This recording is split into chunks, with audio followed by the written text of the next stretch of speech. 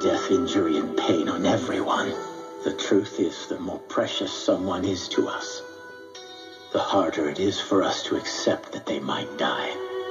Sometimes you actually convince yourself there's no way they could die. This naivete can't be helped, especially with a generation like yours. A generation that does not know war. You might try to find meaning in war, but all there is loss and unbearable pain. All that senseless death. It unleashes a cycle of violence and hatred that never ends. War creates only more war. And those are the things you will face in the coming days, Naruto. The parallels between you and that book, it almost feels like someone set it all up. Like it was all the work of an actual god.